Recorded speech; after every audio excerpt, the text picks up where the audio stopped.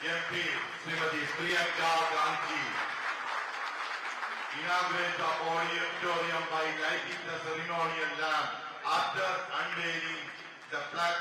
Srimati Priyanka Gandhi and Rahul Gandhi നിർമ്മിച്ച auditorium Lok Sabha പ്രതിപക്ഷ നേതാവ് ശ്രീ രാഹുൽ ഗാന്ധിയും വയനാട്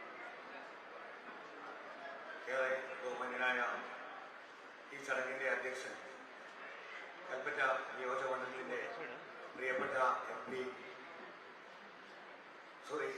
MLA പ്രിയപ്പെട്ട ശ്രീ ടി സിദ്ദീഖ് അവറുകൾ, അതേപോലെ തന്നെ ഈ വേദിയെ ധന്യമാക്കിക്കൊണ്ട് നമ്മുടെയൊക്കെ വലിയ സ്വപ്ന സാക്ഷാത്കാരത്തിന് വേണ്ടി നമ്മൾ കാത്തിരുന്നത് നമ്മുടെ ബഹുമാന്യയായ പ്രിയപ്പെട്ട MP ആയിരുന്നു ശ്രീമതി പ്രിയങ്ക ഗാന്ധി.